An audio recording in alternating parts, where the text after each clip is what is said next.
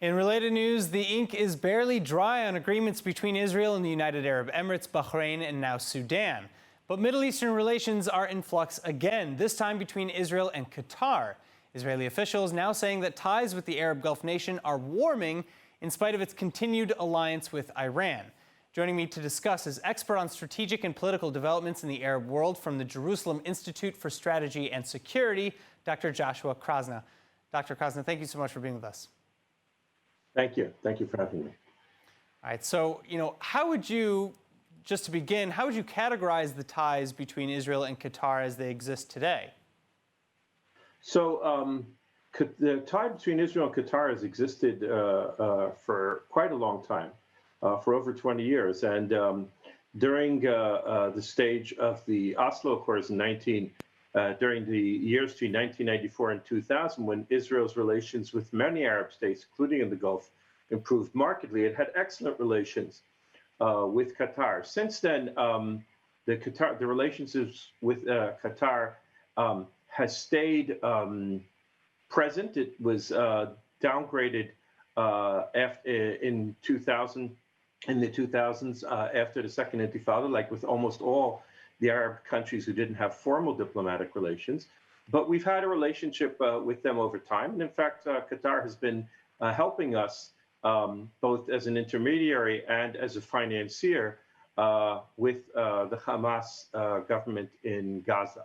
On the other hand, Qatar is a regional rival of some of our close friends, of the UAE, of Bahrain, of Saudi Arabia as well, of the Egyptian government, and is quite close to Turkey, and to a certain extent, close to Iran, certainly closer to Iran than many of the other states in the Gulf. Well, so, do you see Qatar joining the UAE or Bahrain or Sudan? Do you see them maybe crossing the line and leaving the axis with Iran and Turkey and coming over to the other side? So, no, is the short answer.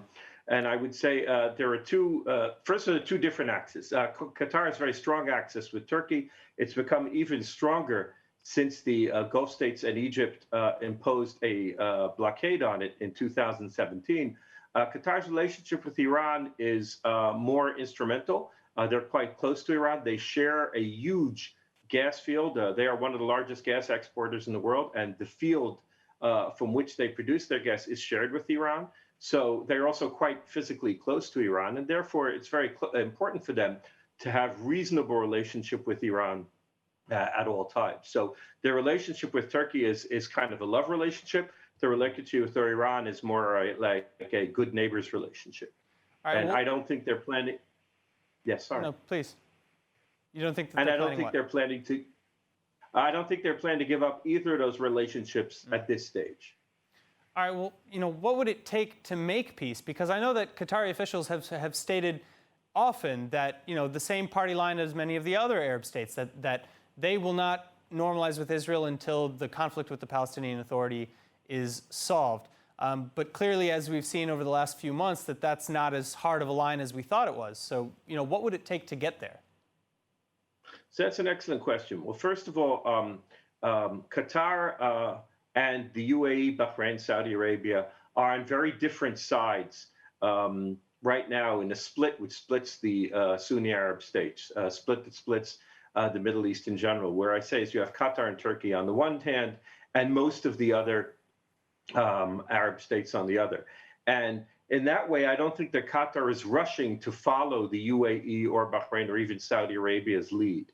And certainly those three countries that are now Saudi Arabia and Bahrain, United Arab Emirates and Bahrain, which already set up relationship, and Sudan, which has basically said it will set up relationship in the future, they are certainly on the opposite side of this divide in the Sunni Arab world. So I'm not sure that the precedent that the UAE and Bahrain are setting right now is a precedent that the Qataris are interested in following, except, of course, when it comes to the F-35 relationship with the United States.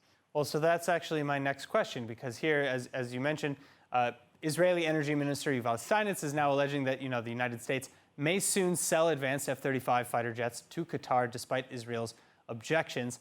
And this is after similar reports, really, that the United Arab Emirates are asking for F-35s as part of their agreement to normalize with Israel, yet Israel has been assured that it will retain its qualitative military edge. So what does that mean? Is Israel looking to receive even more advanced weapons in the near future?